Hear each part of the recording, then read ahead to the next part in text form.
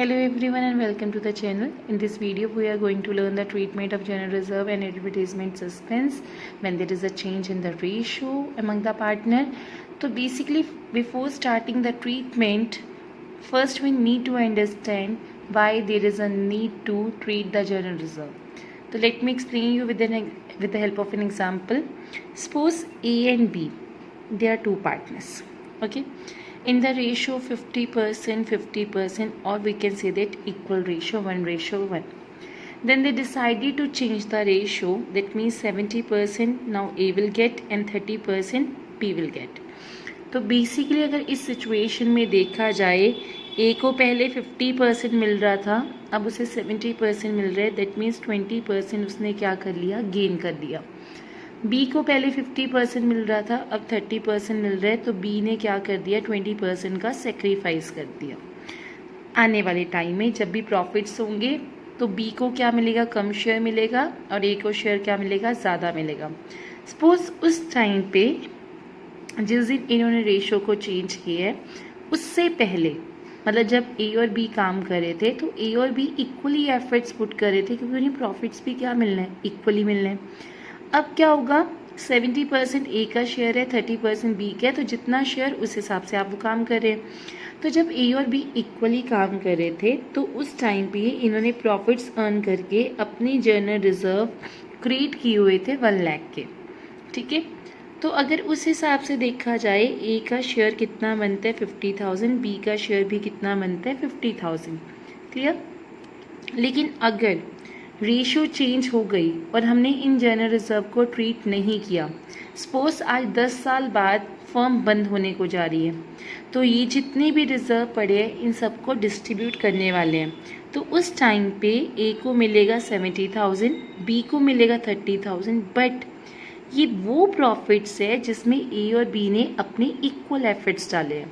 But उस equal efforts में ज़्यादा शेयर किसको मिल गया, ए को मिल गया. बेनिफिट ज़्यादा किसको हो गया, ए को हो गया. तो यहाँ पे क्या किया जाता है, there are 2 treatments to adjust this general reserve. या तो पार्टनर्स ये डिसाइड कर लेते हैं कि वो जितनी भी रिजर्व, जितनी भी लॉसेस हैं, उन सबको क्या कर लेते हैं, डिस्ट्रीब्यूट कर लेते हैं. या फिर वो ये डिसाइड करते हैं कि हम डिस्ट्रीब्यूट नहीं करेंगे, we will not distribute it, we will not affect the book value of the reserve and losses, but we will adjust through capitals. तो यहाँ पे 2 ट्रीटमेंट है, या तो डिस्ट्रीब्यूट करना या फिर उसे एडजस्ट करना. फर्स्ट वी विल लर्न कि हाउ टू डिस्ट्रीब्यूट. तो अकाउंट्स में एक चीज़ रूल होती है जो आपको याद रखना है. जब भी किसी चीज़ को डिस्ट्रीब्यूट किया जाता है नॉर्मली वो ख़त्म हो जाती है. हम अपनी रियल लाइफ में क्या करते हैं, सपोज 10,000 है, तो 10,000 हमने डिस्ट्रीब्यूट कर लिया, तो 10,000 हमने माइनस कर दिया, 0 शो कर दिया. लेकिन अकाउंट्स में ऐसे सिंपली आप माइनस नहीं कर सकते हो. आपको क्या करना होता है, किसी भी चीज़ को माइनस करना होता है तो उसके नेचर के ऑपोजिट चलते हो. अब ये चीज़ याद रखो कि क्योंकि जो भी रिजर्व होते हैं, reserve are always created out of profit. Profit belongs to owner, और बिजनेसमैन आर डिफरेंट है. तो बिजनेस ने बिजनेसमैन को प्रॉफिट देना है, तो उसके लिए वो क्या है, लाइबिलिटी है. लाइबिलिटी के बैलेंस क्या होते हैं, क्रेडिट बैलेंस होते हैं. इसलिए जितने भी रिजर्व है उनके बैलेंस क्या होंगे, क्रेडिट होंगे.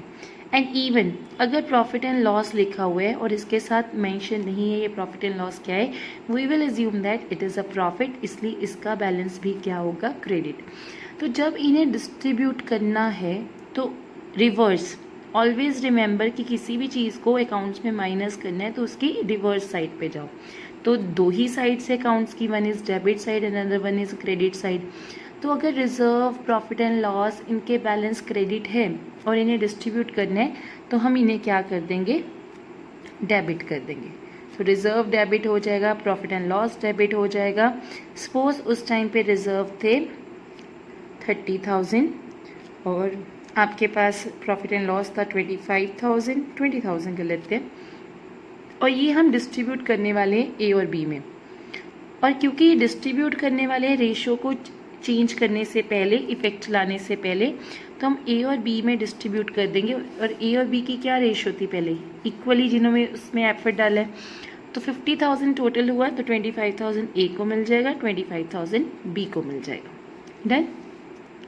एंड अगर बात होती है लॉसेस की, जैसे एडवर्टीजमेंट सस्पेंस है, तो एडवर्टीजमेंट सस्पेंस या ऐसी चीज़ें जो अब लॉस में जाएंगी तो उनको भी डिस्ट्रीब्यूट करना है। अब ऐसा देखा जाए तो अगर हम केस ना करें, एडजस्ट ना करें लॉस, तो इस सिचुएशन में अगर 1 लाख का लॉस था, एडवर्टीजमेंट सस्पेंस था, तो this is a kind of loss.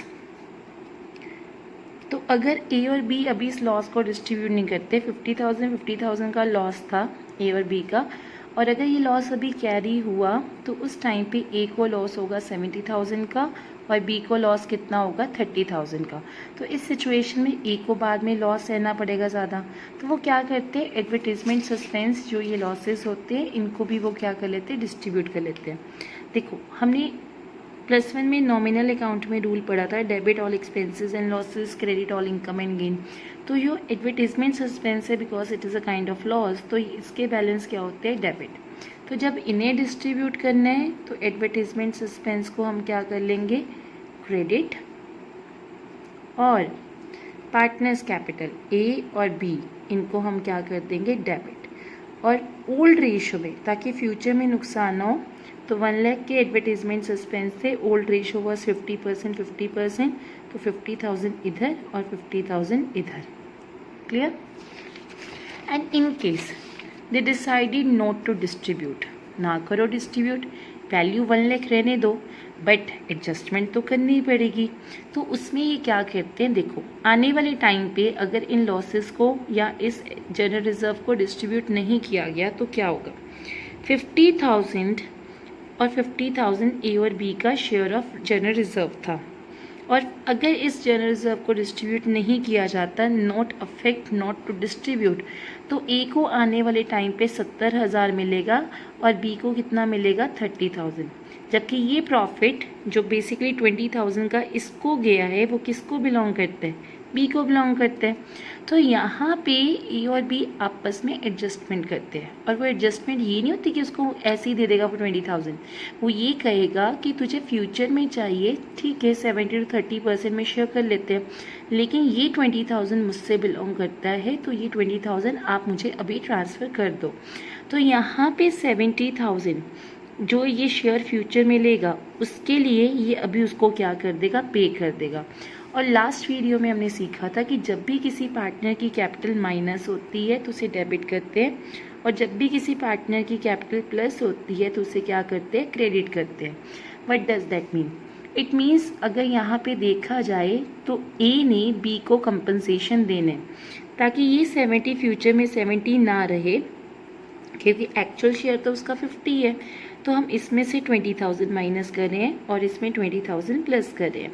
तो इस तरीके से देखा जाए तो यहाँ पे ए ने पैसा बी को देना है, ए से माइनस हुआ, बी में जाके प्लस हो गया, तो यहाँ पे गेनिंग टू सेक्रीफाइसिंग पार्टनर, यानी जिसको फ्यूचर में गेन होगा वो पार्टनर क्या करेगा, सेक्रीफाइसिंग पार्टनर जो उसके लिए सेक्रीफाइस कर रहा है उसको कंपनसेशन देगा।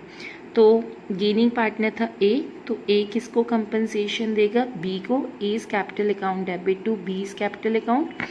और देखो जितना शेयर गेन किया, यहाँ से तो समझ आ गया तुम्हें, लेकिन ऐसे कैसे करते हैं कि कितना गेन किया, 20%, तो 1 लाख का 20% या जितना भी गेन का शेयर आया उसे मल्टीप्लाई कर देते हैं।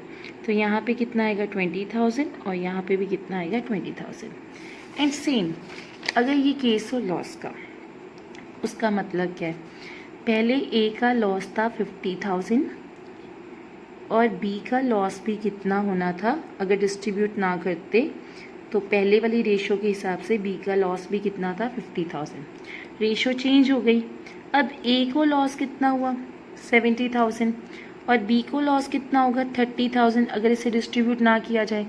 वैसे ये लॉस किसको बिलोंग करता है, बी को। अब ये यहाँ पे क्या होगा, बी, क्योंकि लॉस ए फ्यूचर में लेने वाला है, शेयर करने वाला है, तो बी क्या करेगा, उसे इसी टाइम पे कंपनसेशन देगा।